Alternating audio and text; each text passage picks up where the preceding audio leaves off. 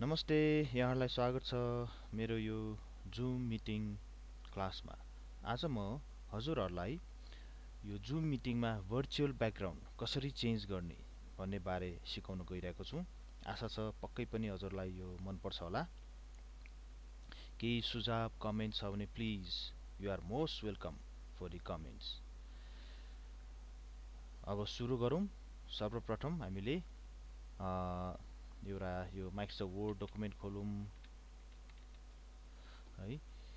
मैले चाहिँ यो खोलेँ, त्यसपछि यसमा चाहिँ नि टपिक के छ भन्दाखेरि how to change virtual background image or video हैन।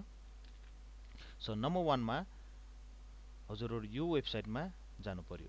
यो वेबसाइटबाट चाहिँ नि तपाईहरुले चाहिँ नि इमेज र एनिमेटेड लाइभ भिडियोजहरु with free of custom download गर्न सक्नुहुन्छ। सो वेबसाइट चाहिँ https://cover.co/tags/zoom-virtual-backgrounds।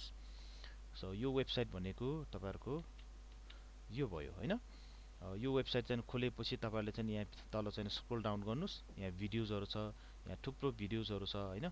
भिडियोजमा सपोज अब यो भिडियोज मन पर्यो भने यसमा क्लिक गर्नुस्। यहाँ भिडियोज आउँछ, त्यसपछि फ्री डाउनलोड गर्न सक्नुहुन्छ तपाईहरुले हैन। यसमा क्लिक गरेपछि अटोमेटिक नै उले भिडियोजहरु डाउनलोड हुन्छ।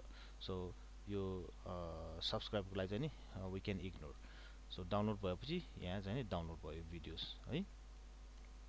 नाउ भिडियोज डाउनलोड भएपछि अब हामी चाहिँ नि के गरौँ भन्दाखेरि अब जुममा लगइन गर्नुस्। सो मेरो आइडी राखेँ, त्यसपछि पासवर्ड मैले राखेँ, त्यसपछि साइन इन गर्नुस्। यो पेज आएपछि अब तपाईहरुले चाहिँ नि यहाँ सेटिङ्समा क्लिक गर्नुस् हैन। र त्यो भन्दा अगाडि तपाईहरुले चाहिँ नि यो एउटा इम्पोर्टेन्ट थिंग्स के छ भन्दाखेरि यो जुन अब तपाईको पछाडीको ब्याकग्राउन्ड छ नि, त्यो ब्याकग्राउन्ड कलर सलिड ग्रीन हुनुपर्छ है। Should be, must be solid green, otherwise तपाईको पिक्चर चाहिँ नि राम्रो आउँदैन। So make sure background colour चाहिँ नि सलिड ग्रीन। तपाईहरु कभरहरु ल्याएर अथवा पेन्ट गर्न सक्नुहुन्छ। बजारमा गएर चाहिँ अब ग्रीन कभर ल्याएर चाहिँ झुन्ड्याउन पनि सक्नुहुन्छ हैन। त्यति गरेपछि अनि जुम मिटिङमा अब साइन इन गर्नुस्, त्यसपछि सेटिङ्समा जानुस् हैन। सेटिङ्समा गएपछि सेटिङ्स भयो यो सेटिङ्समा चाहिँ अब भर्चुअल ब्याकग्राउन्ड भन्ने यहाँ थुप्रो छ हैन। सपोज अब यो नन भइरहेको छ भने तपाईको सुरुमा चाहिँ भिडियोजहरु चेक गर्नु पर्यो। यो भिडियोमा तपाईको ग्रीन ब्याकग्राउन्ड छ कि छैन भनेर यसरी हैन चेक गरेपछि अनि यो भर्चुअल ब्याकग्राउन्डमा जानुस्। अनि यो भर्चुअल ब्याकग्राउन्डमा सपोज मैले अलरेडी डाउनलोड गरेको एक दुईवटा पिक्चर छ, यो क्लिक गर्नुस्। यो भर्चुअल ब्याकग्राउन्ड आयो हैन। मिररिङ गर्न सक्नुहुन्छ तपाईहरुले है। यस्तो पिक्चर चाहियो भने यस्तो हैन, थुप्रो टाइपको। अनि एनिमेटेड पनि मैले अलरेडी डाउनलोड गरिरहेको छु। यो बाहेक मैले अघि चाहिँ जुन वेबसाइटबाट डाउनलोड भनेर मैले देखाइदिएँ त्यसबाट पनि हामीले डाउनलोड गर्न सक्नुहुन्छ। सो त्यस डाउनलोड गरिसकेपछि हामीले चाहिँ यहाँ प्लसमा गएर इमेजको लागि चाहिँ इमेज हैन, भिडियोको लागि चाहिँ एड भिडियो गर्नुस्, क्लिक गर्नुस्, डाउनलोड भित्र जानुस् हैन। जस्तो कि मैले यो भिडियो चाहिँ नि डाउनलोड गरेको छु। यो सपोज यहाँ क्लिक गर्नुस्, त्यसपछि ओपन गर्नुस्। यहाँ आयो, क्लिक गरेपछि तपाईको यो लाइभ भिडियो चाहिँ पछाडी रन भइरहेको छ। अनि मिटिङहरु सुरु हुँदाखेरि सेम ब्याकग्राउन्ड नि पछाडी देखिने भयो।